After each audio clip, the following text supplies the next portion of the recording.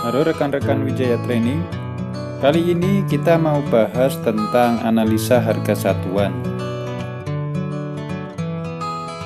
Seperti biasa, sebelum pelatihan kita mulai, kami minta rekan-rekan untuk subscribe, like dan share agar pelatihan-pelatihan yang kami berikan semakin bermanfaat dan channel kami pun semakin berkembang. Tonton tutorial ini dari awal hingga akhir. Semoga pelatihan ini bisa bermanfaat buat rekan-rekan semua.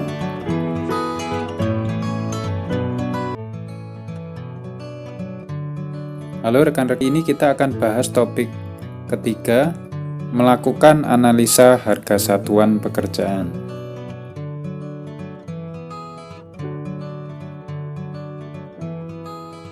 Biaya adalah semua sumber daya yang harus dikorbankan atau untuk mendapatkan sesuatu sebagai gantinya. Biaya pada umumnya diukur dalam satuan keuangan seperti dolar, rupiah, dan lain-lain. Manajemen biaya proyek termasuk di dalamnya adalah suatu proses yang dibutuhkan untuk menjamin bahwa proyek dapat diselesaikan sesuai dengan budget yang telah disepakati. Manfaat estimasi biaya dilihat dari sudut pandang pemilik, konsultan, dan kontraktor. Dilihat dari sudut pandang pemilik, fungsi estimasi biaya seperti sebagai dasar untuk menyediakan biaya untuk mewujudkan keinginannya, kemudian sebagai dasar untuk menyediakan biaya proyek atau investasi, ketiga, sebagai dasar untuk menetapkan besarnya biaya bagi jasa perencanaan. Yang keempat, sebagai dasar menentukan evaluasi biaya penawaran calon kontraktor yang telah mengajukan penawaran. Manfaat estimasi biaya dilihat dari sudut pandang konsultan antara lain: 1. Sebagai dasar dalam membuat perencanaan proyek sesuai dengan keinginan pemilik. 2. Sebagai dasar menentukan perkiraan biaya proyek dalam merealisasikannya. Yang ketiga, sebagai dasar untuk mengevaluasi biaya penawaran oleh calon kontraktor. Sementara manfaat estimasi biaya dilihat dari sudut pandang kontraktor antara lain: yang pertama, sebagai dasar menetapkan besarnya biaya penawaran dalam pelelangan. Yang kedua, sebagai acuan dalam menetapkan besarnya biaya pelaksanaan pekerjaan. Ketiga, sebagai dasar dalam negosiasi dengan subkontraktor yang akan ikut dalam pelaksanaan pekerjaan. Dan yang keempat, sebagai dasar dalam menetapkan keuntungan proyek. Bicara tentang pengelolaan biaya atau cost management, maka ada beberapa hal yang akan kita kelola, antara lain di sisi sebelah kiri ada sumber daya, perkiraan biaya, budgeting, dan keempat, pengendalian biaya. Dengan teknik dan metode yang digunakan, maka akan menghasilkan hal-hal seperti berikut yang terletak pada bagian kanan. Jika kita melakukan perencanaan sumber daya, maka output yang dihasilkan adalah keperluan sumber daya per kegiatan. Sementara jika yang kita perkirakan adalah biaya, maka yang kita hasilkan atau outputnya adalah estimasi biaya serta data pendukung. Sementara jika yang kita hitung adalah budgeting, maka outputnya adalah budget per kegiatan serta rencana terkait dengan pendanaannya. Kemudian, kalau yang kita analisa adalah tentang pengendalian biaya, maka outputnya adalah tindakan koreksi atau revisi terhadap anggaran yang sudah ditetapkan. Unsur-unsur biaya. Yang pertama, biaya pembelian material dan peralatan. Kemudian ada biaya penyewaan dan pembelian peralatan, serta ada upah tenaga kerja.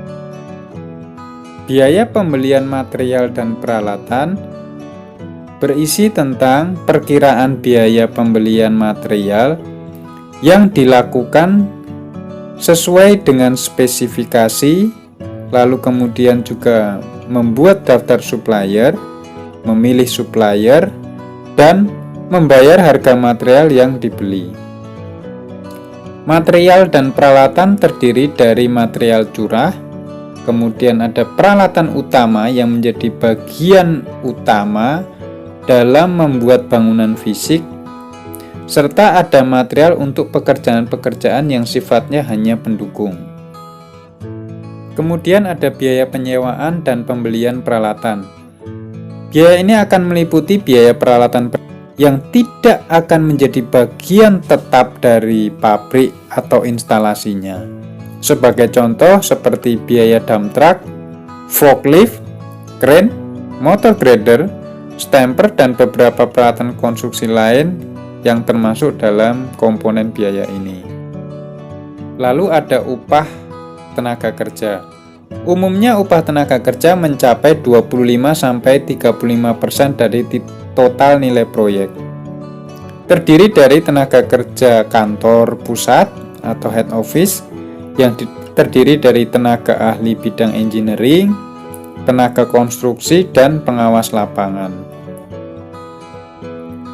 Memperkirakan biaya tenaga kerja per jam dapat dilakukan dengan mengkaji lingkup proyek itu sendiri. Semua terkait dengan produktivitas tenaga kerja, beban kerja, serta kompensasi yang akan diberikan.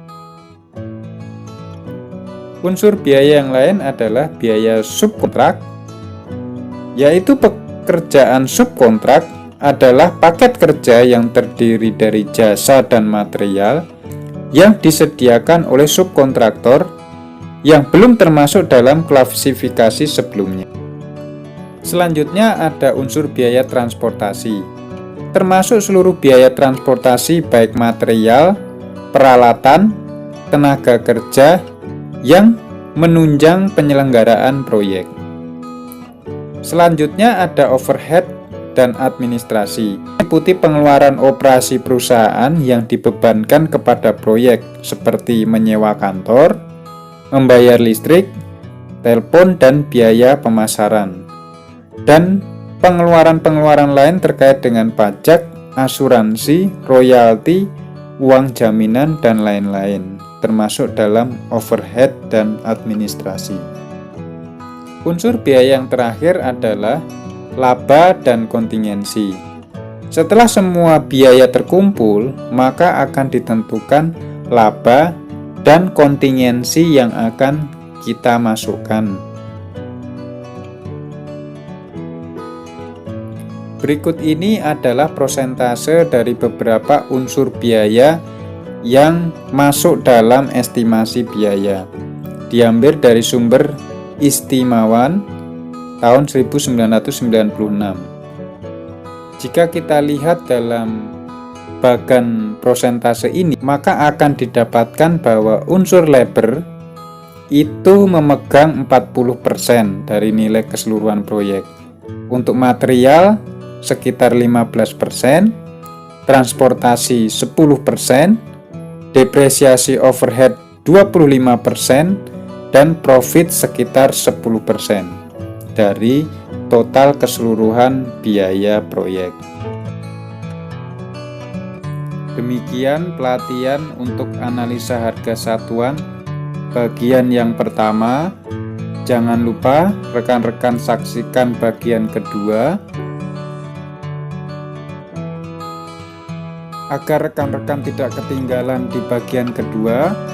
Jangan lupa subscribe, like, dan share agar pelatihan ini semakin bermanfaat dan channel kami pun juga semakin berkembang.